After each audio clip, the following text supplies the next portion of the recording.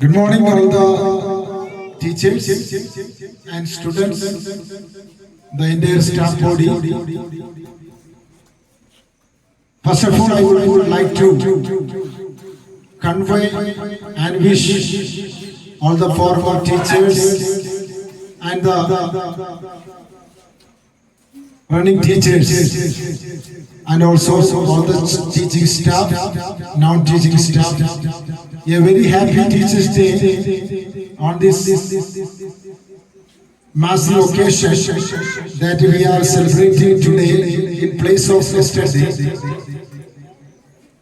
So Teachers Day, as you should know, it's a birthday of Dr.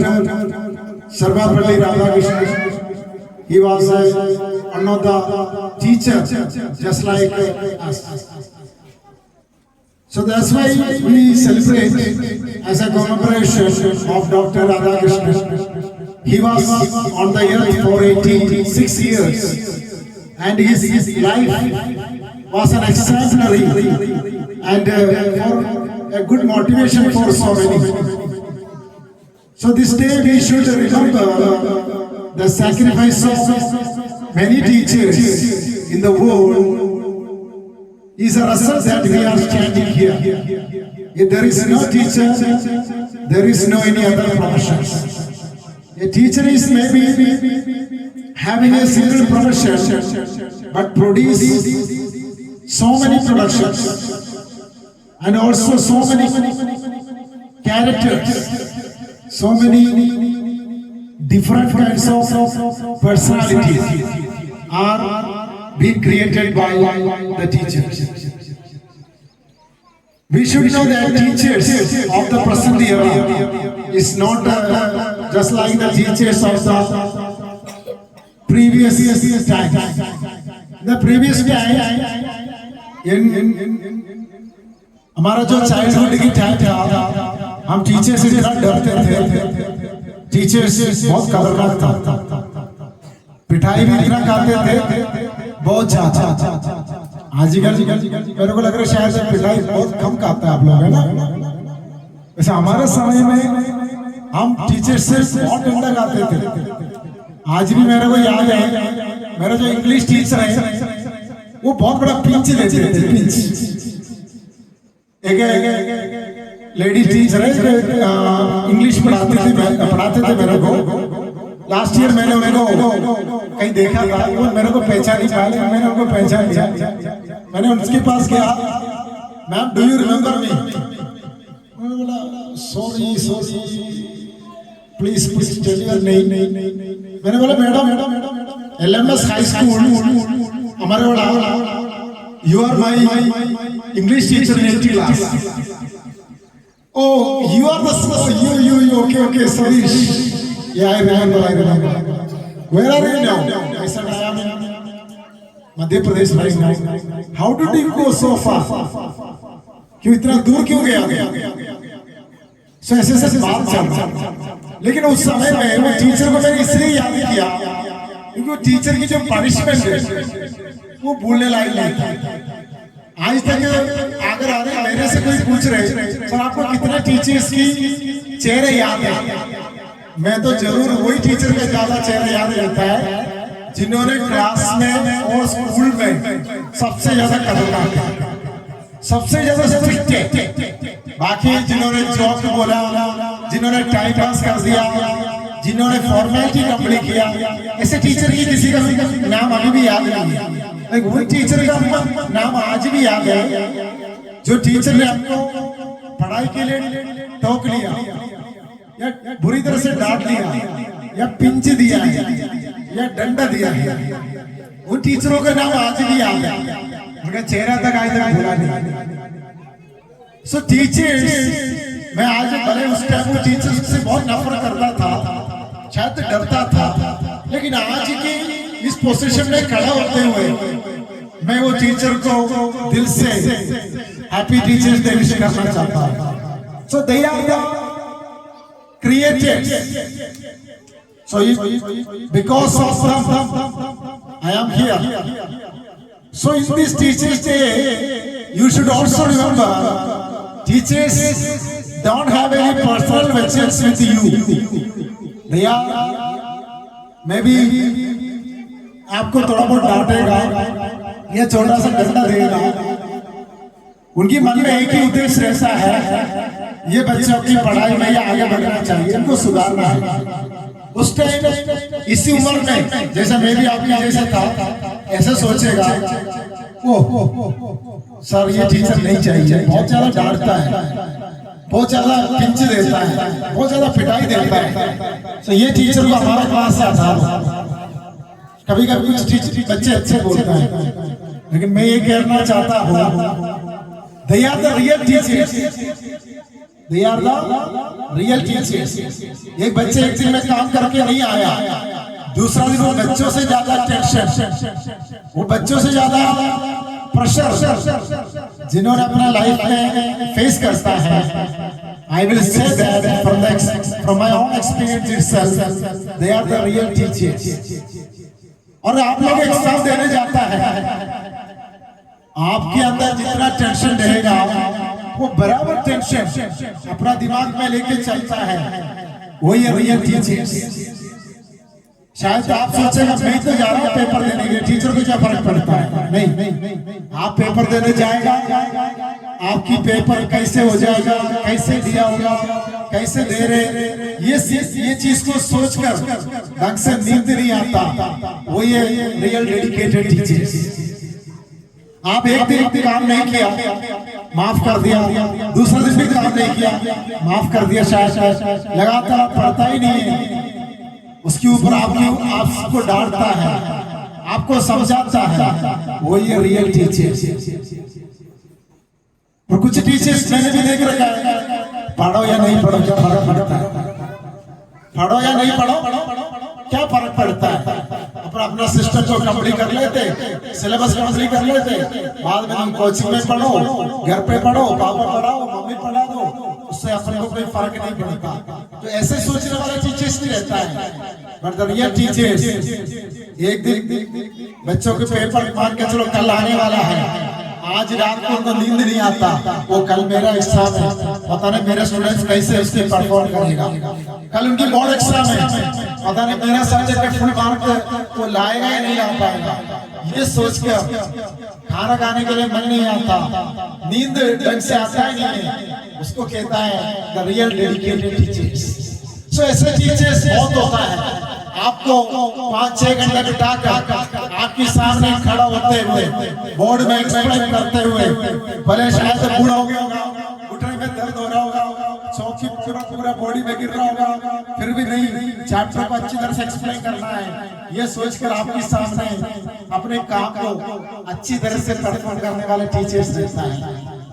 और अपनी class की discipline, अपनी class की फोकस, अपनी क्लास की पूरी स्कूल में सबसे टॉप क्लास बनाना है, सबसे वेल डिसिप्लिन क्लास बनाना है। इसी प्रकार एक बहुत बड़ा डिटर्मिनेशन के साथ काम करने वाले टीचर्स को मैंने देख रखा है।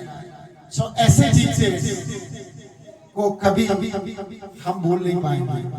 सो आज के टीचर्स डे में हमारा जो क्यों हम मनाता है ये टीचर्स डे, बिकॉज ऑफ आजकल हमारे एक बहुत बड़ा जिम्मेदारी हो गया हमारा एजुकेशन सिस्टम को बचाना है, क्योंकि पहले के जमाने में लोग बच्चों को कैसे न कैसे पढ़ाने में पहुंचाते थे, लेकिन आजकल जैसे एजुकेशन आगे बढ़ रहे हैं, एक तरह में उसकी में बहुत सारे रुकावट आ गए, बहुत सारे स्टेट में बहुत सारे स्कूल्स बंद हो रहे, बहुत सारे बच्चे पढ़ाई छोड़कर भाग रहे, काफी जगह में टीचर्स को जॉब नहीं है, काफी स्कूल में टीचर्स को जॉब है फिर भी वो टीचर स्कूल में जाता नहीं है। ऐसी स्थिति में एजुकेशन सिस्टम पूरी तरह से मतलब टूट रही, तो इसको भी अपन को बचाना जरूरी है। मैं आपको एक एग्जाम्पल बोलकर बैठना चाहता हूँ।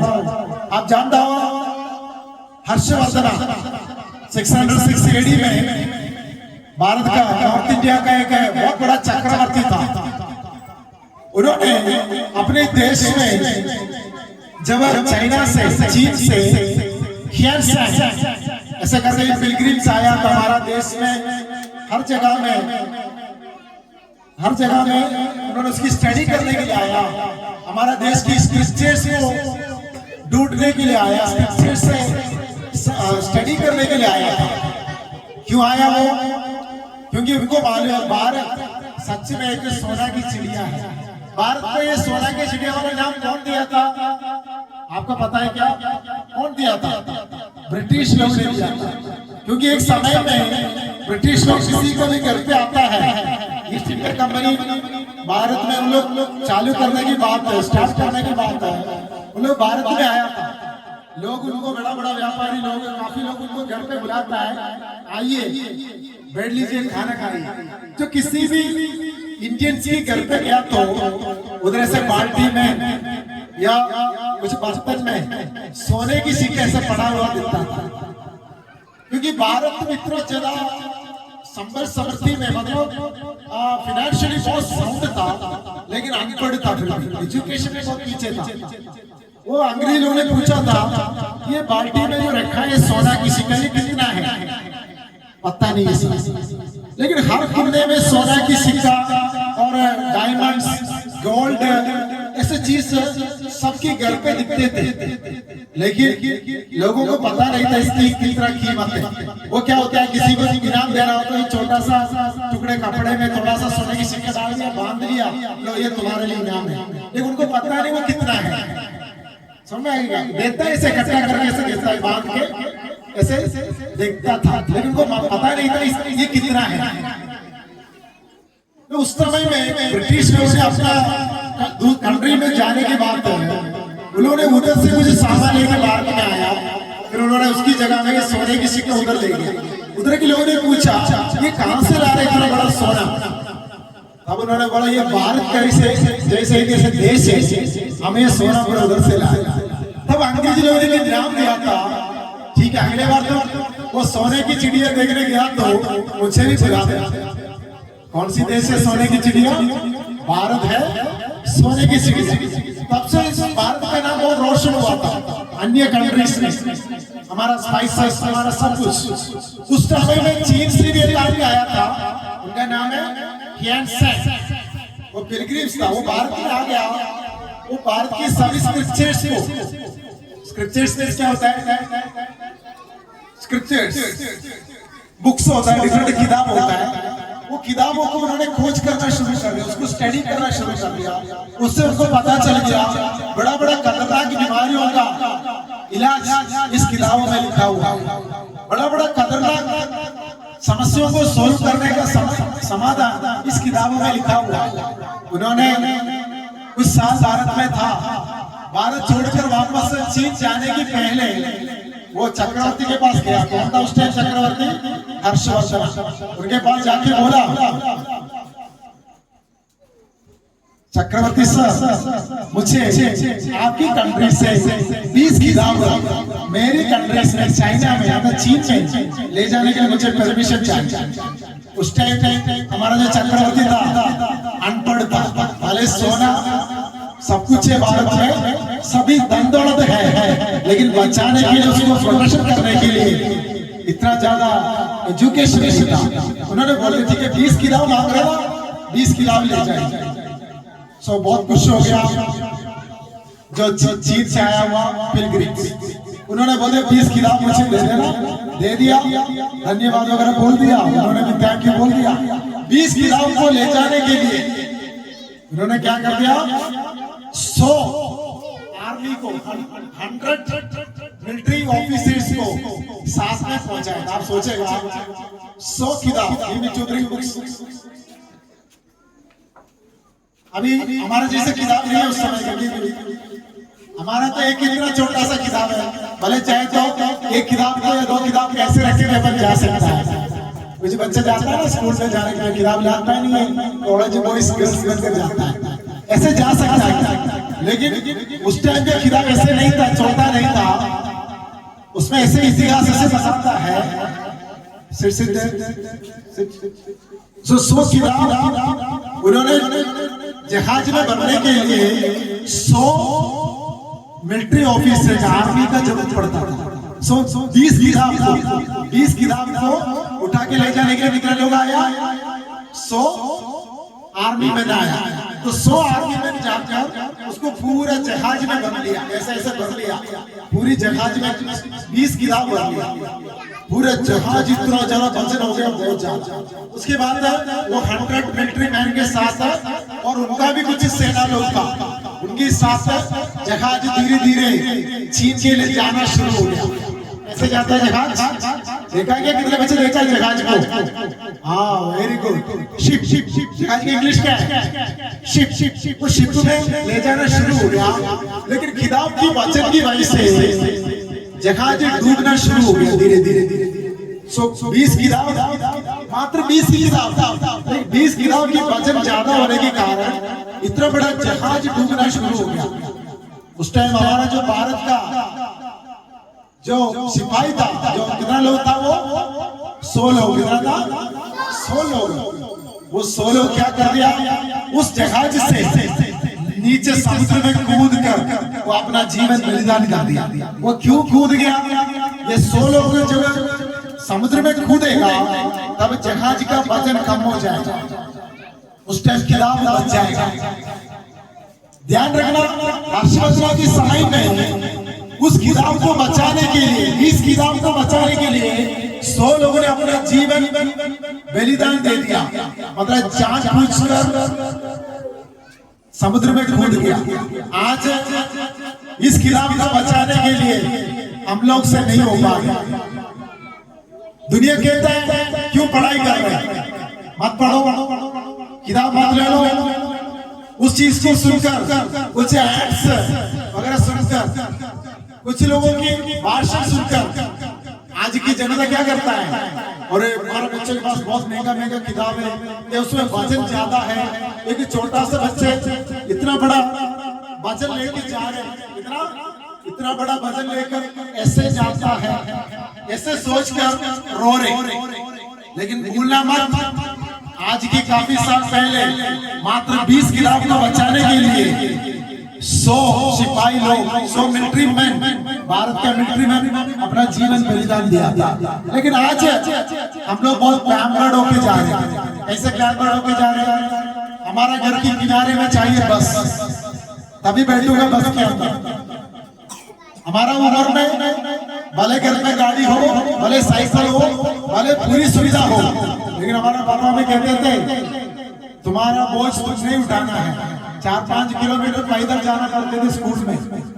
हमने मांगा कि साइकिल दे दो, पापा ने बोले अभी नहीं, पहले 10वीं पास होने दो फिर देखते। आजकल बच्चे जन्म होते हुए पेरेंट्स बोलेगा कंप्यूटर खरीदने के लिए पैसा नहीं है, लेकिन 40,000 रुपए की, 1 लाख रुपए की स्मार्टफोन बच्चों को गेम खेलने के लिए ऐसे दे रखा है। लेकिन किताब खरीदने के लिए पैसा नहीं है, मोबाइल खरीदने की पैसा है। भले मोबाइल तो दे देगा 2 घंटे गेम खेलने के लिए, या बात करने के लिए, फोटो खींचने के लिए, रील्स बनाने के लिए दे देगा। लेकिन भले चाहिए तो अच्छा अच्छा कपड़ा देगा, कपड़ा महंगा भले जितना भी हो, कोई दिक्कत नहीं है। गाड़ी कितना महंगा हो, उससे कोई फर्क नहीं पड़ता। कहीं भी घूमने जा रहे हैं, उसमें भी कोई दिक्कत नहीं करता। अपना एंजॉयमेंट के लिए जितना भी खर्चा है करेगा, लेकिन किताब खरीदने की पहले सबसे पहले उसकी प्रिंट देखेगा, ये कितना महंगा है। मैं जानता हूँ शिक्षा आजकल महंगा है। क्यों महंगा है? क्योंकि शिक्षा महंगा चीज है, इसलिए वो महंगा है। ये सस्ते वाली चीज नहीं है। जीवन का सबसे इंपॉर्टेंट थिंग होता है, सोना से महंगा, हीरा से महंगा, इसलिए शिक्षा महंगा है। तो उसकी महंगाई को रिस्पेक्ट करना है। मैं एक चीज देखता था, कई बार दुनिया ऐसे लड़ता है, सबको एक जैसे पढ़ाई होना चाहिए भारत में। सभी प्राइवेट वालों, सरकारी वालों एक जैसे पढ़ाई करो। मेरा सवाल है, जिनके पास आर्थिक व्यवस्था नहीं है, आर्थिक स्थिति अच्छा नहीं है, उनके लिए सरकारी स्कूल है, अच्छा स्कूल, लेकिन कितना बच्चा रोज स्कूल जाता है? नहीं जाता है। स्कूल तो खोल के रखा है, लेकिन जाता नहीं है। मतलब इसका मतलब वो नहीं हमारा प्रॉब्लम। हमारा प्रॉब्लम कोई बड़ी स्कूल में पढ़ रहा है, कोई छोटी स्कूल में पढ़ रहा है, कोई अमीर का, कोई गरीब का, वो वाले मैटर नहीं है इधर। हमारा माइंड सेटअप है। पढ़ने वाला उनकी आर्थिक स्थिति अच्छा हो तो भले वो प्राइवेट में जाएगा, और पढ़ने वालों की आर्थिक स्थिति अगर कमजोर हो तो सरकारी में तो जाएगा। लेकिन दोनों जगह में जो जाता ही नहीं है, इसमें सरकार की क्या गलती है? सो इस चीज के ऊपर अपन ध्यान रखना चाहिए। इस आज ये शिक्षक दिवस की दिन एजुकेशन को हम बचाना है, उसको इम्पोर्टेंस को समझना है। सो एक समय में हमने वो 20 किताब को चीन को देखकर हमने गलती कर दिया। आज भी हमारे देश की सबसे क्वालिटी वाला चीज अन्य देश में स्कैन होके जाता है। मैंने दुबई में था, एक सुपरमार्केट में चल चला, अंडा गोली सी लगाने लगा हुआ है, कांच सी लगाने का बिल्कुल सही जगह में रखा हुआ है। मतलब सबसे टॉप क्वालिटी वाला सामान, भले वो वेज हो नॉन वेज हो सब्जी हो, मतलब इवन किताब हो कोई स्पाइसेस हो, सबसे बेस्ट क्वालिटी अन्य देश में जाता है। क्यों जाता है? तो बेस्ट क्वालिटी क्यों जाता है? तो उस कंट्रीज में लोग क्वालिटी देता ही नहीं। लेकिन हमारा कंट्री में क्या होता है, भले बिस्कुट का होगा एक्सपायर होकर 10 महीने हो गया, फिर भी पढ़ा लिखा नहीं है। एक दिन मैंने अपने एक इलाके में गया था, 2-3 बिस्कुट के पैकेट मैंने ले लिया। मैंने बोला सर इसकी बिस्कुट तो एक्सपायर हो चुका है, आप क्यों बेच रहे इसको? ये ब्रिटानिया कंपनी को वापस कर दो। मैं भी ब्रिटानिया में कुछ समय काम किया था, तो मैंने बोला वापस हो जाएगा। सर ये तो गाँव है, इधर सब कुछ चलेगा, ये सब कुछ बिक जाएगा। आप देखो वो जहर क्यों बेच रहे हैं? उनकी गलती नहीं है, they are smart but you are uneducated. आप अनपढ़ हो, भले आप महंगा बिस्कुट ले रहे खा रहे, ये उसकी डेट से एक्सपायरी डेट को पढ़कर समझने लायक है, शिक्षित नहीं है आप। So that is the reality. So in this Teachers Day, I would like to convey my message to all the students and parents and entire the staff body. Education महंगा है, but education इसलिए महंगा है, वो सोने से, वो हीरे से, वो दुनिया में कोई भी चोर उसको चोरी भी कर नहीं सकता। उससे बढ़कर वो सबसे कीमती वाली चीज है, इसलिए एजुकेशन महंगा है। उसके लिए भले कपड़ा बेचो, भले जमीन बेचो, भले कुछ भी बेचो, भले बेलदारी करना पड़ा, लेकिन सभी बच्चों से मेरा एक ही मोटिवेशन बोर्ड है, आप लोग पढ़ाई कंप्लीट करना है, आगे बढ़ना है, अपनी लाइफ को बढ़िया सेटल करना है। That is what called education. As a teacher, as a management head of the institution of Kushagar English High School, I would like to convey this message on the occasion of Teachers Day to each and every student of our school. Education महंगा है, बोलो सभी एक साथ, education महंगा है। वो आप जो सोच रहे हो वो वाली महंगाई नहीं है, एजुकेशन की वैल्यू वो सबसे महंगा है। किससे महंगा है? हीरा से, बोलो गोल्ड से, और किसी से? हमसे ज्यादा महंगा है। So I wish you once again a very happy Teachers Day to each and every students. God bless you and study well. Be a good part of our Indian Constitution and uphold the name of India in the world level. So that's what my ambition and motto. Let these words emerge among you and spread through you to the worldwide level. Thank you so much. Thank you.